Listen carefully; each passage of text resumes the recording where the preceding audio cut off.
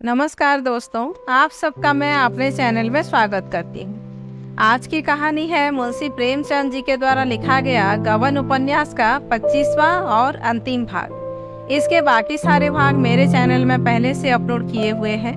उन वीडियोज़ के लिंक मैं अपने डिस्क्रिप्शन में डाल दूंगी। आप लोग उन वीडियोज़ को ज़रूर एक बार देखिए, तो आप लोगों को कहानी समझ में आएगा। तो चलिए आज के भाग को हम लोग शुरू करते हैं। दरोगा को भला कहाँ चैन। रमा के जाने के बाद 1 घंटे तक उसका इंतजार करते रहे। फिर घोड़े पर सवार हुए और देवी दिन के घर जा पहुंचे। वहां मालूम हुआ कि रमा को यहां से गए आधे घंटे से ऊपर हो गया। फिर थाने लौटे। वहां रमा का अब तक पता न था। समझे देवी दिन ने धोखा दिया, कहीं उन्हें छिपा रखा होगा। सरपट साइकिल दौड़ाते हुए फिर देवी दिन के घर पहुंचे और धमकाना शुरू किया। देवी दिन ने कहा, विश्वास ना हो, घर की खाना तलाशी ले लीजिए और क्या कीजिएगा। कोई बहुत बड़ा घर भी तो नहीं है, एक कोठरी नीचे है, एक ऊपर। दरोगा ने साइकिल से उतरकर कहा, तुम बतलाते क्यों नहीं, वह कहाँ गए। देवी दिन, मुझे कुछ मालूम हो तब तो बताओ साहब। यहाँ आए, अपनी घरवाली से तकरार की और चले गए। दरोगा, वह कब इलाहाबाद जा रही है।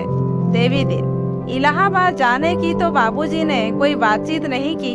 जब तक हाई कोर्ट का फैसला ना हो जाएगा वह यहाँ से ना जाएंगी। दरोगा, मुझे तुम्हारी बातों का यकीन नहीं आता। यह कहते हुए दरोगा नीचे की कोठरी में घुस गए और हर एक चीज को गौर से देख। फिर ऊपर चढ़ गए। वहाँ 3 औरतों को देखकर चौंके। जोहरा को शरारत सूझी तो उसने लंबा सा घूंघट निकाल लिया और अपने हाथ साड़ी में छिपा लिए। दरोगा जी को शक हुआ, शायद हजरत यहाँ भेष बदले तो नहीं बैठे हैं। देवी दिन से पूछा, यह तीसरी औरत कौन है। देवी दिन ने कहा, मैं नहीं जानता, कभी कभी बहू से मिलने आ जाती है। दरोगा, मुझे से उड़ते हो बचा, साड़ी पहनाकर मुलाजिम को छिपाना चाहते हो। इनमें कौन जालपा देवी है, उनसे कह दो नीचे चली जाए, दूसरी औरत को यहीं रहने दो। जालपा हट गई तो दरोगा जी ने जोहरा के पास जाकर कहा, क्यों हजरत, मुझसे यह चाले, क्या कहकर वहां से आए थे और यहाँ आकर मजे में आ गए। सारा गुस्सा हवा हो गया। अब यह भेष उतारिए और मेरे साथ चलिए, देर हो रही है। यह कहकर उन्होंने जोहरा का घूंघट उठा लिया। जोहरा ने ठहाका मारा। दरोगा जी मानो फिसलकर विस्मय सागर में पड़े। बोले, अरे तुम हो जोहरा, तुम यहाँ कहाँ। जोहरा, अपनी ड्यूटी बजा रही हूँ। और रमानाथ कहाँ गए, तुम्हें तो मालूम ही होगा। वह तो मेरे यहाँ आने के पहले ही चले गए। फिर मैं यहीं बैठ गई और जानपा देवी से बातें करने लगी। अच्छा, जरा मेरे साथ आओ, उनका पता लगाना है। जोहरा ने बनावटी कौतूहल से कहा, क्या अभी तक बंगले पर नहीं पहुँचे। न जाने कहाँ रह गए। रास्ते में दरोगा ने पूछा, जालपा कब तक यहाँ से जाएगी। जोहरा, मैंने खूब पट्टी पढ़ाई है, उसके जाने की अब जरूरत नहीं है, शायद रास्ते पर आ जाए। रमानाथ ने बुरी तरह डांटा है, उनकी धमकियों से डर गई है। दरोगा, तुम्हें यकीन है कि अब यहाँ कोई शरारत न करेगी। जोहरा, हाँ, मेरा तो यही ख्याल है। दरोगा, तो फिर यह कहाँ गया। जोहरा, कह नहीं सकती। दरोगा, मुझे इसकी रिपोर्ट करनी होगी। इंस्पेक्टर साहब और डिप्टी साहब को इत्तला देना जरूरी है। ज्यादा पी तो नहीं गया था। जोहरा, पिए हुए तो थे। दरोगा, तो कहीं फिरा गिरा पड़ा होगा, इसने बहुत दिख किया, तो मैं जरा उधर आता हूँ, तुम्हें पहुँचा दूँ तुम्हारे घर तक। जोहरा, बड़ी इनायत होगी। दरोगा ने जोहरा को मोटरसाइकिल पर बिठा लिया और उसको जरा देर में घर के दरवाजे पर उतार दिया। मगर इतनी देर में मन चंचल हो गया। बोले, अब तो जाने का जी नहीं चाहता जोहरा, चलो आज कुछ गपशप हो। बहुत दिन हुए तुम्हारी करम की निगाह नहीं हुई। जोहरा ने जीने के ऊपर एक कदम रखकर कहा, जाकर पहले इंस्पेक्टर साहब से इत्तला तो कीजिए, यह गपशप का मौका नहीं है। दरोगा ने मोटरसाइकिल से उतरकर कहा, नहीं अब न जाऊंगा जोहरा, सुबह देखी जाएगी, मैं भी आता हूँ। जोहरा, आप मानते नहीं हैं, शायद डिप्टी साहब आते हों। आज उन्होंने कहला भेजा था। दरोगा, मुझे चकमा दे रही हो जोहरा? देखो, इतनी बेवफाई अच्छी नहीं। जोहरा ने ऊपर चढ़कर द्वार बंद कर लिया और ऊपर जाकर खिड़की से सिर निकालकर बोली, आदाब अर्ज। दरोगा घर जाकर लेट रहे। 11 बज रहे थे। नींद खुली तो 8 बज गए थे। उठकर बैठे ही थे कि टेलीफोन पर पुकार हुई। जाकर सुनने लगे। डिप्टी साहब बोल रहे थे, इस रमानाथ ने बड़ा गोलमाल कर दिया है, उसे किसी दूसरी जगह ठहराया जाएगा। उसका सब सामान कमिश्नर साहब के पास भेज देना होगा। रात को वह बंगले पर था या नहीं? दरोगा ने कहा, जी नहीं, रात मुझसे बहाना करके अपनी बीवी के पास चला गया था। टेलीफोन तुमने उसको क्यों जाने दिया? हमको ऐसा डर लगता है कि उसने जज से सब हाल कह दिया है। मुकदमा का जांच फिर से होगा। आपसे बड़ा भारी ब्लंडर हुआ है। सारा मेहनत पानी में फिर गया। उसको जबरदस्ती रोक लेना चाहिए था। दरोगा, तो क्या वह जज साहब के पास गया था? डिप्टी, हाँ साहब, वही गया था और जज भी कायदा को तोड़ दिया। वह फिर से मुकदमा का पेशी करेगा। रमा अपना बयान बदलेगा। अब इसमें कोई डाउट नहीं है और यह सब आपका बंगली है। हम सब उस बाढ़ में बह जाएगा। जोहरा भी दगा दिया। दरोगा उसी वक्त रमानाथ का सब सामान लेकर पुलिस कमिश्नर के बंगले की तरफ चले। रमा पर ऐसा गुस्सा आ रहा था कि पावे तो समूचा ही निकल जाए। कमबख्त को कितना समझाया, कैसी कैसी खातिर की, पर दगा कर ही गया। इसमें जोहरा की भी साठगांठ है। बीवी को डांट फटकार करने का महज बहाना था। जोहरा बेगम की तो आज ही खबर लेता। कहा जाती है, देवी दिन से भी समझूंगा। 1 हफ्ते तक पुलिस कर्मचारियों में जो हलचल रही, उसका जिक्र करने की कोई जरूरत नहीं। रात की रात और दिन के दिन इसी फिक्र में चक्कर खाते रहते थे। अब मुकदमे से कहीं ज्यादा अपनी फिक्र थी। सबसे ज्यादा घबराहट दरोगा को थी। बचने की कोई उम्मीद नहीं नजर आती थी। इंस्पेक्टर और डिप्टी दोनों ने सारी जिम्मेदारी उन्हीं के सिर डाल दी और खुद बिल्कुल अलग हो गए। इस मुकदमे की फिर पेशी होगी, इसकी सारे शहर में चर्चा होने लगी। अंग्रेजी न्याय के इतिहास में यह घटना सर्वथा अद्भुतपूर्व थी। कभी ऐसा नहीं हुआ। वकीलों में इस पर कानूनी बहसें होती। जज साहब ऐसा कर भी सकते हैं, मगर जज दृढ़ था। पुलिस वाले ने बड़े बड़े जोर लगाए। पुलिस कमिश्नर ने यहाँ तक कहा कि इससे सारा पुलिस विभाग बदनाम हो जाएगा, लेकिन जज ने किसी की ना सुनी। झूठे सबूतों पर 15 आदमियों की जिंदगी बर्बाद करने की जिम्मेदारी सिर पर लेना उसकी आत्मा के लिए असह्य था। उसने हाई कोर्ट को सूचना दी और गवर्नमेंट को भी। इधर पुलिस वाले रात दिन रमा की तलाश में दौड़ धूप करते रहते थे, लेकिन रमा न जाने कहाँ जा छिपा था कि उसका कुछ पता ही न चलता था। हफ्तों सरकारी कर्मचारियों में लिखा पढ़ी होती रही। मनो कागज स्याह कर दिए गए।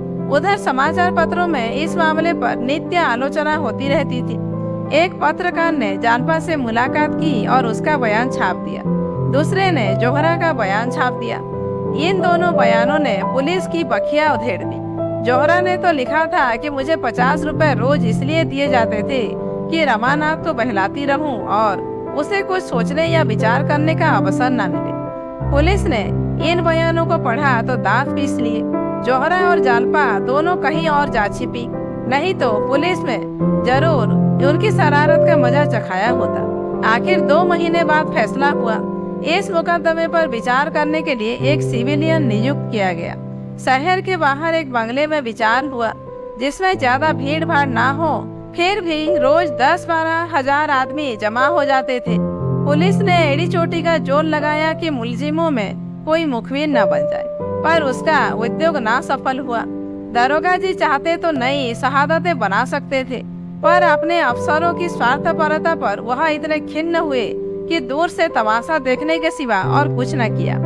अब सारा यश अफसरों को मिलता और सारा अपजस मातहतों को, तो दरोगा जी को क्या गरज पड़ी थी कि नई शहादतों की फिक्र में सिर खपाते।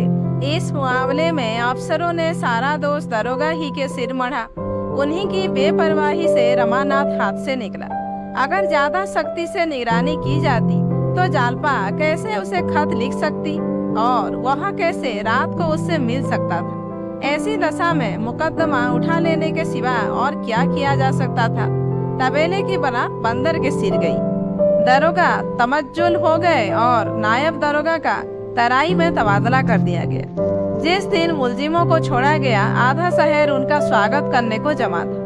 पुलिस ने 10 बजे रात को उन्हें छोड़ा, पर दर्शक जमा हो ही गए। लोग जानपा को भी खींच ले गए। पीछे पीछे देवी दिन भी पहुंचा। जानपा पर फूलों की वर्षा हो रही थी और जानपा देवी की जय से आकाश गूंज रहा था। मगर रमानाथ की परीक्षा अभी समाप्त न हुई थी। उस पर दरोग बयानी का अभियोग चलाने का निश्चय हो गया। उसी बंगले में ठीक 10 बजे मुकदमा पेश हुआ। सावन की झड़ी लगी हुई थी। कलकत्ता दलदल हो रहा था, लेकिन दर्शकों का एक अपार समूह सामने मैदान में खड़ा था। महिलाओं में दिनेश की पत्नी और माता भी आई हुई थी। पेशी से 10-15 मिनट पहले जानपा और जोहरा भी बंद गाड़ियों में आ पहुंची। महिलाओं को अदालत के कमरे में जाने की आज्ञा मिल गई। पुलिस की शहादतें शुरू हुई। डिप्टी सुपरिटेंडेंट, इंस्पेक्टर, दरोगा, नायक दरोगा सभी के बयान हुए। दोनों तरफ के वकीलों ने जिरह भी की, पर इन कार्यवाहियों में उल्लेखनीय कोई बात न थी। जाब्ते की पाबंदी की जा रही थी। रमानाथ का बयान हुआ, पर उसमें भी कोई नई बात न थी। उसने अपने जीवन के गत 1 वर्ष का पूरा वृतांत कहे सुनाया। कोई बात ना छिपाई। वकील के पूछने पर उसने कहा, जानपा के त्याग, निष्ठा और सत्य प्रेम ने मेरी आंखें खोली, और उससे भी ज्यादा जोहरा के सौजन्य और निष्कपट व्यवहार। मैं इसे अपना सौभाग्य समझता हूँ कि मुझे उस तरफ से प्रकाश मिला जिधर औरों को अंधकार मिलता है।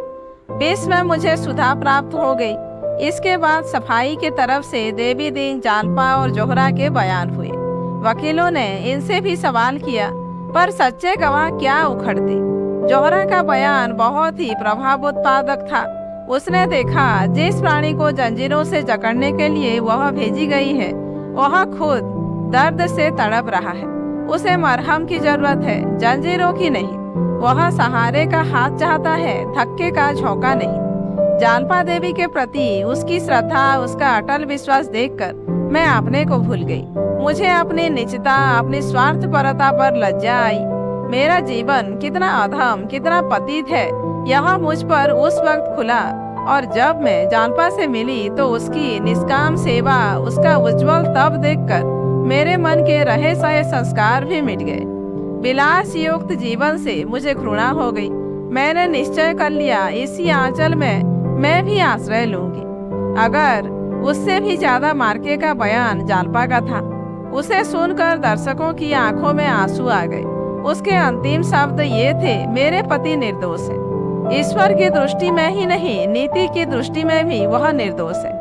उनके भाग्य में मेरी विलासा शक्ति का प्रायश्चित करना लिखा था, वह उन्होंने किया।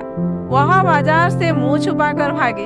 उन्होंने मुझ पर अगर कोई अत्याचार किया तो वह यही कि मेरी इच्छाओं को पूरा करने में उन्होंने सदैव कल्पना से काम लिया। मुझे प्रसन्न करने के लिए, मुझे सुखी रखने के लिए उन्होंने अपने ऊपर बड़े से बड़ा भार लेने में कभी संकोच नहीं किया। वह यह भूल गए कि विलास वृत्ति संतोष करना नहीं जानती। जहाँ मुझे रोकना उचित था, वहाँ उन्होंने मुझे प्रोत्साहित किया, और इस अवसर पर भी मुझे पूरा विश्वास है, मुझ पर अत्याचार करने की धमकी देकर ही उनकी जबान बंद की गई थी। मगर अपराधिनी तो हूँ, जिसके कारण उन्हें इतने कष्ट झेलने पड़े। मैं जानती हूँ कि मैंने उन्हें अपना बयान बदलने के लिए मजबूर किया। अगर मुझे विश्वास होता कि वह डाकों में शरीक हुए, तो सबसे पहले मैं उनका तिरस्कार करती। मैं यह नहीं सह सकती थी कि वह निरपराधियों की लाश पर अपना भवन खड़ा करे। जिन दिनों वहाँ डाके पड़े, उन तारीखों में मेरे स्वामी प्रयाग में थे। अदालत चाहे तो टेलीफोन द्वारा उसकी जांच कर सकती है। अगर जरूरत हो तो म्यूनिसिपल बोर्ड के अधिकारियों का बयान लिया जा सकता है। ऐसी दशा में मेरा कर्तव्य इसके सिवा कुछ और हो ही नहीं सकता था, जो मैंने किया। अदालत ने सरकारी वकील से पूछा, क्या प्रयाग से इस मामले की कोई रिपोर्ट मांगी गई थी? वकील ने कहा, जी हाँ, मगर हमारा उस विषय पर कोई विवाद नहीं है। सफाई के वकील ने कहा, इससे यह तो सिद्ध हो जाता है कि मुलाजिम डाके में शरीक नहीं था। अब केवल यह बात रह जाती है कि वह मुखबिर क्यों बना। वादी वकील, स्वार्थ सिद्धि के सिवा और क्या हो सकता है। सफाई का वकील, मेरा कथन है उसे धोखा दिया गया, और जब उसे मालूम हो गया कि जिस भय से उसने पुलिस के हाथों की कठपुतली बनना स्वीकार किया था वह उसका भ्रम था, तो उसे धमकियां दी गई। अब सफाई का कोई गवाह न था। सरकारी वकील ने बहस शुरू की।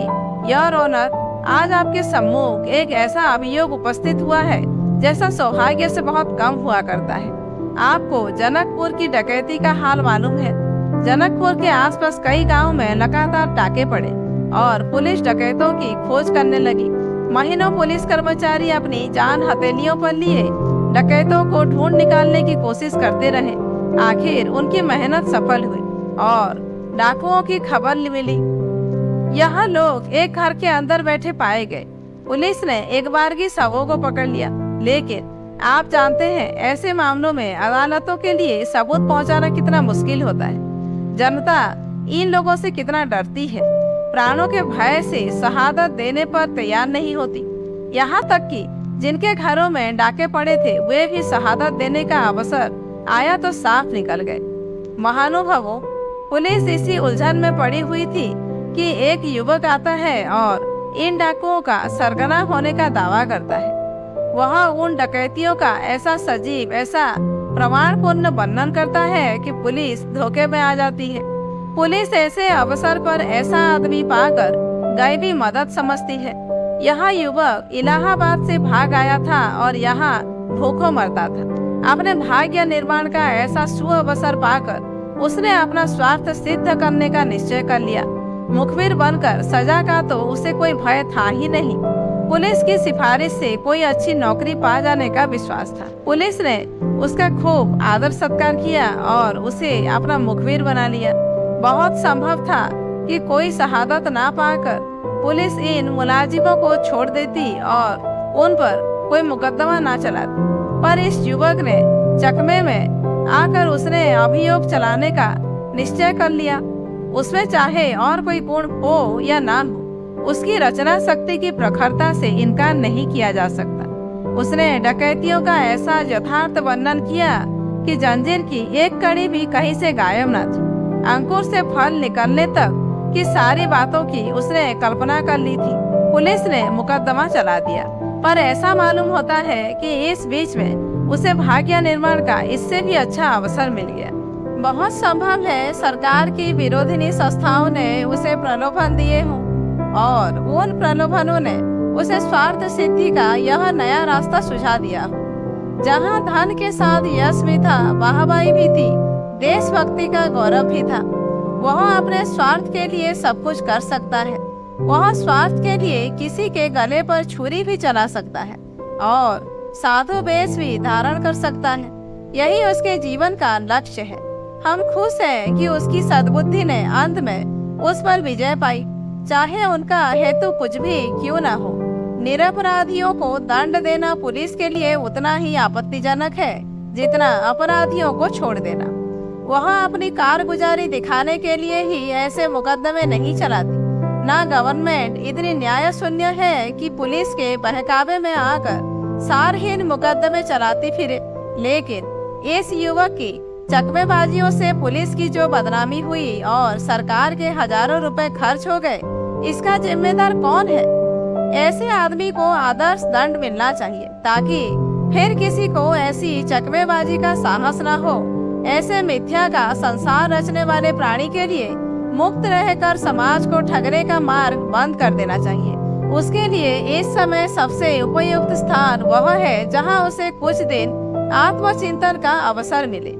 शायद वहां के एकांतवास में उसको आंतरिक जागृति प्राप्त हो जाए। आपको केवल यह विचार करना है कि उसने पुलिस को धोखा दिया था या नहीं। इस विषय में अब कोई संदेह नहीं रह जाता कि उसने धोखा दिया।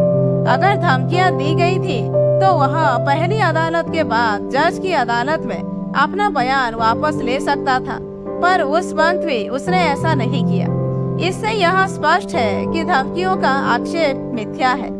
उसने जो कुछ किया स्वेच्छा से किया। ऐसे आदमी को यदि दंड न दिया गया तो उसे अपनी कुटिल नीति से काम लेने का फिर साहस होगा और उसकी हिंसक मनोवृत्तियां और भी बलवान हो जाएंगी। फिर सफाई के वकील ने जवाब दिया, यह मुकदमा अंग्रेजी इतिहास ही में नहीं, शायद सर्वदेशीय न्याय के इतिहास में एक अद्भुत घटना है। रमानाथ एक साधारण युवक है, उसकी शिक्षा भी बहुत मामूली हुई है। वह ऊंचे विचारों का आदमी नहीं है। वह इलाहाबाद के म्यूनिसिपल ऑफिस में नौकर है। वहाँ उसका काम चुंगी के रुपए वसूल करना है। वह व्यापारियों से प्रथानुसार रिश्वत लेता है और अपनी आमदनी की परवाह ना करता हुआ अनाप शनाप खर्च करता है। आखिर एक दिन मीजान में गलती हो जाने से उसे शक होता है कि उससे कुछ रुपए उठ गए। वह इतना घबरा जाता है कि किसी से कुछ नहीं कहता, बस घर से भाग खड़ा होता है। वहाँ दफ्तर में उस पर सुबह होता है और उसके हिसाब की जांच होती है। तब मालूम होता है कि उसने कुछ गबन नहीं किया, सिर्फ हिसाब की भूल थी। फिर रमानाथ के पुलिस के पंजे में फंसने, फर्जी मुखबिर बनने और शहादत देने का जिक्र करते हुए उसने कहा, व्यतीत करने के लिए किसी को अपराधी ठहराते हैं तो आप संसार के सामने न्याय का कोई ऊंचा आदर्श नहीं उपस्थित कर रहे हैं। सरकारी वकील ने इसका प्रत्युत्तर देते हुए कहा, धर्म और आदर्श अपने स्थान पर बहुत ही आदर की चीजें हैं, लेकिन जिस आदमी ने जानबूझकर झूठी गवाही दी उसने अपराध अवश्य किया और इसका उसे दंड मिलना चाहिए। यह सत्य है कि उसने प्रयाग में कोई गबन नहीं किया था और उसे इसका भ्रम मात्र था, लेकिन ऐसी दशा में एक सच्चे आदमी का यह कर्तव्य था कि वह गिरफ्तार हो जाने पर अपनी सफाई देता। उसने सजा के भय से झूठी गवाही देकर पुलिस को क्यों धोखा दिया? यह विचार करने की बात। अगर आप समझते हैं कि उससे अनुचित काम किया तो आप उसे अवश्य दंड देंगे। अब अदालत के फैसला सुनाने की बारी आई। सभी को रमा से सहानुभूति हो गई थी, पर इसके साथ ही वह भी मानी हुई बात थी कि उसे सजा हो। क्या सजा होगी यही देखना था। लोग बड़ी उत्सुकता से फैसला सुनने के लिए और सिमट आए। कुर्सियां और आगे खींच ली गई और कनबत्तियां भी बंद हो गई। मामला केवल यह है कि एक युवक ने अपनी प्राण रक्षा के लिए पुलिस का आश्रय लिया और जब उसे मालूम हो गया कि जिस भय से वह पुलिस का आश्रय ले रहा है वह सर्वथा निर्मूल है, तो उसने अपना बयान वापस ले लिया। रमानाथ में अगर सत्य निष्ठा होती तो वह पुलिस का आश्रय ही क्यों लेता? लेकिन इसमें कोई संदेह नहीं कि पुलिस ने उसे रक्षा का यह उपाय सुझाया और इस तरह उसे झूठी गवाही देने का प्रलोभन दिया। मैं यह नहीं मान सकता कि इस मामले में गवाही देने का प्रस्ताव स्वतः उसके मन में पैदा हो गया। उसे प्रलोभन दिया गया जिसे उसने दंड भय से स्वीकार कर लिया। उसे यह भी अवश्य विश्वास दिलाया गया होगा कि जिन लोगों के विरुद्ध उसे गवाही देने के लिए तैयार किया जा रहा था वे वास्तव में अपराधी थे, क्योंकि रमानाथ में जहाँ दंड का भय है वहाँ न्याय भक्ति भी है। वहाँ उन पेशेवर गवाहों में नहीं है जो स्वार्थ के लिए निरपराधियों को फंसाने से भी नहीं हिचकते। अगर ऐसी बात ना होती तो वह अपनी पत्नी के आग्रह से बयान बदलने पर कभी राजी न होता। यह ठीक है कि पहली अदालत के बाद ही उसे मालूम हो गया था कि उस पर गबन का कोई मुकदमा नहीं है और जज की अदालत में वह अपने बयान को वापस न ले सकता था। उस वक्त उसने यह इच्छा प्रकट भी अवश्य की, पर पुलिस की धमकियों ने फिर उस पर विजय पाई। पुलिस को बदनामी से बचने के लिए इस अवसर पर उसे धमकियां देना स्वाभाविक है, क्योंकि पुलिस को मुलाजिमों के अपराधी होने के विषय में कोई संदेह न था। रमानाथ धमकियों में आ गया। यह उसकी दुर्बलता अवश्य है, पर परिस्थिति को देखते हुए क्षम्य है, इसलिए मैं रमानाथ को बरी करता। चैत्र की शीतल सुहावनी स्फूर्तिमयी संध्या, गंगा का तट, टेसुओं से लहलहाता हुआ ढाक का मैदान, बरगद का छायादार वृक्ष, उसके नीचे बंधी हुई गायें, भैंसे, कद्दू और लौकी की बेलों से लहराती हुई झोपड़ियां, ना कहीं गर्द, ना गुबार, ना शोर, ना गुल। सुख और शांति के लिए क्या इससे भी अच्छी जगह हो सकती है? नीचे स्वर्णमयी गंगा लाल, काले, नीले आवरण से चमकती हुई मंद स्वरों में गाती, कहीं लपकती, कहीं झिझकती, कहीं चपल, कहीं गंभीर, अनंत भयंकर की ओर चली जा रही है। मानो बहुरंजित बाल स्मृति कीड़ा और विनोद के गोद में खेलती हुई चिंतामय संघर्षमय अंधकारमय भविष्य की ओर चली जा रही हूँ। देवी और रमा ने यहीं प्रयाग के समीप आकर आश्रय लिया है। 3 साल गुजर गए। देवी दिन ने जमीन ली, बाग लगाया, खेती जमाई, गाय भैंसे खरीदी और कर्म योग में अविरत उद्योग में सुख संतोष और शांति का अनुभव कर रहा है। उसके मुख पर अब वह जर्दी छुरियां नहीं है, एक नई स्फूर्ति, एक नई क्रांति छलक रही है। शाम हो गई है। गाय भैंसे हार से लौटी। जग्गू ने उन्हें खूंटे से बांधा और थोड़ा थोड़ा भूसा लाकर उनके सामने डाल दिया। इतने में देवी और गोपी भी बैलगाड़ी पर डांठे लादे हुए आ पहुंचे। दयानाथ ने बरगद के नीचे जमीन साफ कर रखी है, वहीं डांठे उतारी गई। यही इस छोटी सी बस्ती का खलियान है। दयानाथ नौकरी से बर्खास्त हो गए थे और अब देवी के असिस्टेंट हैं। उनको समाचार पत्रों से अब भी वही प्रेम है। रोज कई पत्र आते हैं और शाम को फुर्सत पाने के बाद मुंशी जी पत्रों को पढ़कर सुनाते और समझाते हैं। श्रोताओं में बहुधा आसपास के गांव के 10-5 आदमी भी आ जाते हैं और रोज एक छोटी मोटी सभा हो जाती। रमा को तो इस जीवन से इतना अनुराग हो गया है कि अब शायद उसे थानेदारी ही नहीं, चुंगी की इंस्पेक्टरी भी मिल जाए तो शहर का नाम न ले। प्रातः काल उठकर गंगा स्नान करता है, फिर कुछ कसरत करके दूध पीता है और दिन निकलते निकलते अपनी दवाओं का संदूक लेकर आ बैठता है। उसने वैद्य की कई किताबें पढ़ ली हैं और छोटी मोटी बीमारियों की दवा दे देता है। 10-5 मरीज रोज आ जाते हैं और उसकी कीर्ति दिन दिन बढ़ती जाती है। इस काम से छुट्टी पाते ही वह अपने बगीचे में चला जाता है। वहाँ कुछ साग भाजी भी लगी हुई है, कुछ फलों के वृक्ष हैं और कुछ जड़ी बूटियां हैं। अभी तो बाग से केवल तरकारी मिलती है, पर आशा है कि 3-4 साल में नींबू, अमरूद, बैर, नारंगी, जाम, केले, आमले, कटहल, बैल आदि फलों की भी अच्छी आमदनी होने लगेगी। देवी ने बैलों को गाड़ी से खोलकर खूंटे से बांध दिया और दयानाथ से बोला, अभी भैया नहीं लौटे? दयानाथ ने डांठों को समेटते हुए कहा, अभी तो नहीं लौटे। मुझे तो अब इनके अच्छे होने की आशा नहीं है। जमाने का उधार है। कितने सुख से रहती थी, गाड़ी थी, बंगला था, दर्जनों नौकर थे। अब यह हाल है। सामान सब मौजूद है। वकील साहब ने अच्छी संपत्ति छोड़ी थी, मगर भाई भतीजों ने हड़प ली। देवी दिन भैया कहते थे अदालत करती तो सब मिल जाता, पर करती है। मैं अदालत में झूठ न बोलूं। औरत बड़े ऊंचे विचार की है। सहसा जागेश्वरी एक छोटे से शिशु को गोद में लिए हुई एक झोपड़े से निकली और बच्चे को दयानाथ की गोद में देती हुई देवी दिन से बोली, भैया जरा चलकर रतन को देखो, जाने कैसी हुई जाती है। जोहरा और बहू दोनों रो रही है। बच्चा ना जाने कहाँ रह गए। देवी दिन ने दयानाथ से कहा, चलो लाला देखें। जागेश्वरी बोली, यहाँ जाकर क्या करेंगे? बीमार को देखकर तो इनकी नानी पहले ही मर जाती है। देवी दिन ने रतन की कोठरी में जाकर देखा। रतन बांस की एक खाट पर पड़ी थी। देह सूख गई थी। वह सूर्यमुखी का सा खिला हुआ चेहरा मुरझाकर पीला हो गया।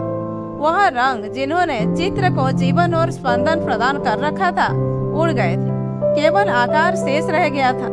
वह श्रवण प्रिय प्राणप्रद विकास और आह्लाद में डूबा हुआ संगीत मानो आकाश में विलीन हो गया था। केवल उसकी क्षीण उदास प्रतिध्वनि रह गई थी।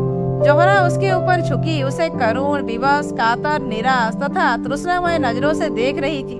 आज साल भर से उसने रतन की सेवा शुश्रूषा में दिन को दिन और रात को रात न समझा था। रतन ने उसके साथ जो स्नेह किया था, उस अविश्वास और बहिष्कार के वातावरण में जिस खुले निसंकोच भाव से उसके साथ बहनापा निभाया था, उसका एहसान वह और किस तरह मानती।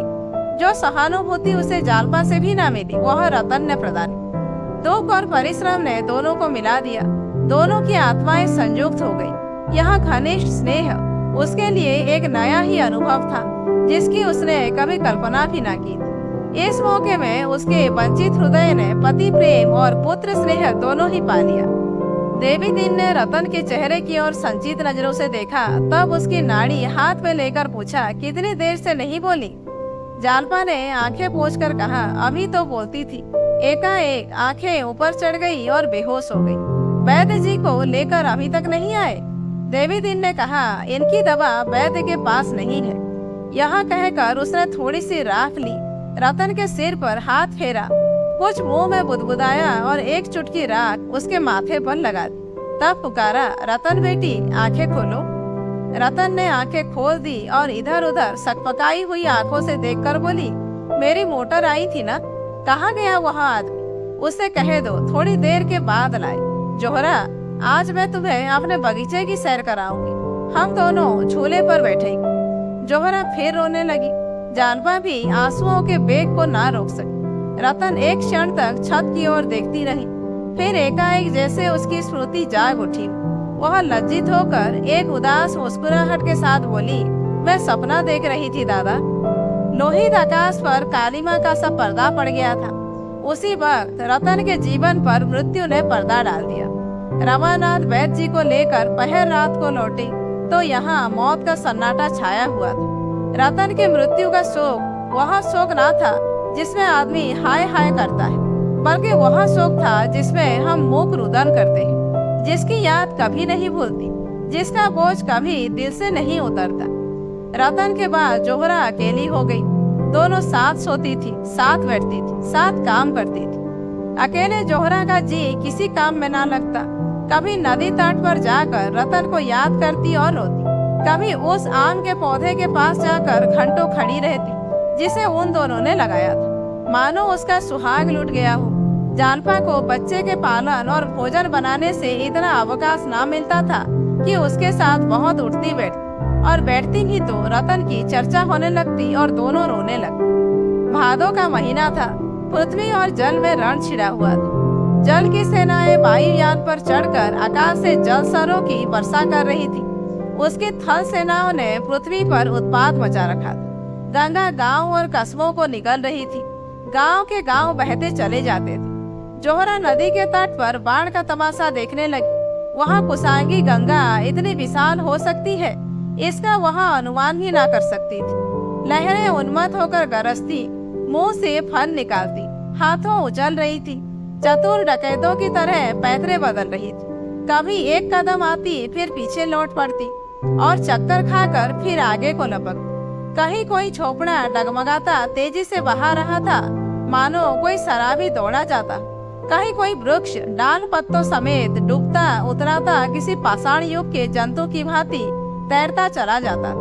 गायें और भैंसे, खाट और तख्ते मानो तिलस्मी चित्रों की भांति आंखों के सामने से निकले जाते थे। सहसा एक कश्ती नजर आई। उस पर कई स्त्री पुरुष बैठे थे। बैठे क्या थे, चिपटे हुए थे। किश्ती कभी ऊपर जाती, कभी नीचे आती। बस यही मालूम होता था कि अब पलटी अब उल्टी, पर बाहर साहस सब अब भी गंगा माता की जय पुकारते जाते थे। स्त्रियां अब भी गंगा के यश के गीत गाती थी। जीवन और मृत्यु का ऐसा संघर्ष किसने देखा होगा।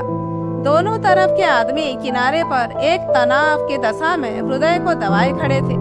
जब किश्ती करवट लेती तो लोगों के दिल उछल उछल कर ओठों तक आ जाते। रस्सियां फेंकने की कोशिश की जाती, पर रस्सी बीच ही में गिर पड़ती थी। एकाएक एक बार कश्ती उलट ही गई। सभी प्राणी लहरों में समा गए। एक क्षण कई स्त्री पुरुष डूबते उतराते दिखाई, फिर निगाहों से ओझल हो गए। केवल एक उजली सी चीज किनारे की ओर चली आ रही थी। वह एक रेले में तट से कोई 20 गज तक आ गई। समीप से मालूम हुआ स्त्री है। जोहरा, जानपा और रमा तीनों खड़े थे।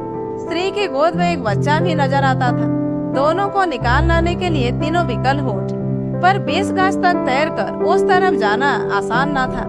फिर रमा तैरने में बहुत कुशल ना था। कहीं लहरों के जोर में पांव उखड़ जाए तो फिर बंगाल की खाड़ी के सिवा और कहीं ठिकाना ना लगे। जोहरा ने कहा, मैं जाती हूँ। रमा ने लजाते हुए कहा, जाने को मैं तो तैयार हूँ, लेकिन वहाँ तक पहुँच भी सकूंगा इसमें संदेह है।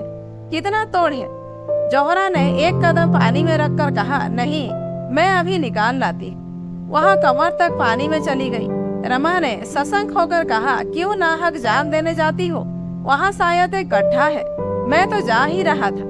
जोहरा ने हाथों से मना करते हुए कहा, नहीं नहीं, तुम्हें मेरी कसम, तुम ना आना। मैं अभी लिए आती हूँ, मुझे तैरना आता है। जानपा ने कहा, लाश होगी और क्या। रमानाथ, शायद अभी जान हो। जानपा, अच्छा तो जोहरा तो तैर भी लेती है। जब ही हिम्मत हुई, रमा ने जोहरा की ओर चिंतित आंखों से देखते हुए कहा, हाँ कुछ कुछ जानती तो है, ईश्वर करे लौट आए। मुझे अपनी कायरता पर लज्जा आ रही है। जानपा ने बेहयाई से कहा, इसमें लज्जा की कौन सी बात है? मरी लाश के लिए जान को जोखिम में डालने से फायदा? जीती होती तो मैं खुद तुमसे कहती, जाकर निकाल लाओ।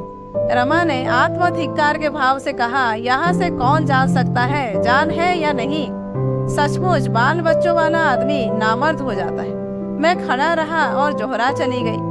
सहसा एक जोर की लहर आई और लाश को फिर धारा में बहा ले गई। जोहरा लाश के पास पहुंच चुकी थी। उसे पकड़कर खींचना ही चाहती थी कि इस लहर ने उसे दूर कर दिया। जोहरा खुद उसके जोर में आ गई और प्रवाह की ओर कई हाथ बह गई। फिर वह संभली, पर एक दूसरी लहर ने उसे फिर ढकेल दिया। रमा व्यग्र होकर पानी में कूद पड़ा और जोर जोर से पुकारने लगा, जोहरा जोहरा मैं आता हूँ। मगर जोहरा में अब लहरों से लड़ने की शक्ति न थी। वह वेग से लाश के साथ ही धारे में बही जा रही थी। उसके हाथ पांव हिलना बंद हो गए। एकाएक एक ऐसा रेला आया कि दोनों ही उसमें समा गई। 1 मिनट के बाद जोहरा के काले बाल नजर आए। केवल एक क्षण तक यही अंतिम झलक, फिर वह नजर न आई। रमा कोई 100 गज तक जोरों के साथ हाथ पांव मारता हुआ गया, लेकिन इतनी ही दूर में लहरों के वेग के कारण उसका दम फूल गया। अब आगे जाए कहाँ? जोहरा का तो कहीं पता भी न था। वही आखिरी झलक आंखों के सामने थी। किनारे पर जालपा खड़ी हाय हाय कर रही थी। यहाँ तक कि वह भी पानी में कूद पड़ी। रमा अब आगे ना बढ़ सका। एक शक्ति आगे खींचती थी, एक पीछे। आगे की शक्ति में अनुराग था, निराशा थी, बलिदान था। पीछे की शक्ति में कर्तव्य था, स्नेह था, बंधन था। बंधन ने रोक लिया। वह लौट पड़ा। कई मिनट तक जालपा और रमा घुटनों तक पानी में खड़े उसी तरफ ताकते रहे। रमा की जवान आत्मधिक्कार से बंद कर रखी। जालपा की शोक और लज्जा ने। आखिर रमा ने कहा, पानी में क्यों खड़ी हो, सर्दी हो जाएगी। जालपा पानी से निकलकर तट पर खड़ी हो गई, पर मुंह से कुछ ना बोली। मृत्यु के इस आघात ने उसे पराभूत कर दिया था। जीवन कितना अस्थिर है। यह घटना आज दूसरी बार उसकी आंखों के सामने चरितार्थ हुई। रतन के मरने के पहले से आशंका थी। मालूम था कि वह थोड़े दिनों की मेहमान है, मगर जोहरा की मौत तो वज्राघात के समान थी। अभी आधा घड़ी पहले तीनों आदमी प्रसन्नचित्त जल क्रीड़ा देखने चले थे। किसे शंका थी कि मृत्यु की ऐसी भीषण पीड़ा उनको देखनी पड़ेगी? इन 4 सालों में जोहरा ने अपनी सेवा, आत्मत्याग और सरल स्वभाव से सभी को मुग्ध कर लिया था। उसके अतीत को मिटाने के लिए, अपने पिछले दागों को धो डालने के लिए उसके पास इसके सिवा और क्या उपाय था? उसकी सारी कामनाएं, सारी वासनाएं सेवा में लीन हो गई। कलकत्ता में वह विलास और मनोरंजन की वस्तु थी। शायद कोई भला आदमी उसे अपने घर में न घुसने देता। यहाँ सभी उसके साथ घर के प्राणी का सा व्यवहार करते। दयानाथ और जागेश्वरी को यह कहकर शांत कर दिया गया था कि वह देवी दिन की विधवा बहू है। जोहरा ने कलकत्ता में जालपा से केवल उसके साथ रहने की भिक्षा मांगी। अपने जीवन से उसे घृणा हो गई थी। जालपा की विश्वासमय उदारता ने उसे आत्मशुद्धि के पथ पर डाल दिया। रतन का पवित्र निष्काम जीवन उसे प्रोत्साहित किया करता था। थोड़ी देर के बाद रमा भी पानी से निकला और शोक में डूबा हुआ घर की ओर चला। मगर अक्सर वह और जालपा नदी के किनारे आ बैठते और जहाँ जोहरा डूबी थी उस तरफ घंटों देखा कर। कई दिनों तक उन्हें यह आशा बनी रही कि शायद जोहरा बच गई हो और किसी तरफ से चली आए। लेकिन धीरे धीरे यह क्षीण आशा भी शोक के अंधकार में खो गई। मगर अभी तक जोहरा की सूरत उनकी आंखों के सामने गिरा करती थी। उसके लगाए हुए पौधे, उसकी पाली हुई बिल्ली, उसके हाथों के सिले हुए कपड़े, उसका कमरा, यह सब उसकी स्मृति के चिन्ह उनके पास आकर रमा की आंखों के सामने जोहरा की तस्वीर खड़ी हो जाती थी। तो दोस्तों, गबन की कहानी यहीं पर समाप्त होती है। कहानी कैसी लगी कमेंट करके जरूर बताइए। अच्छी लगी हो तो एक लाइक कीजिए, जानने वालों को शेयर कीजिए और ऐसे ही वीडियोज आगे देखने के लिए मेरे चैनल को सब्सक्राइब करना मत भूलिए।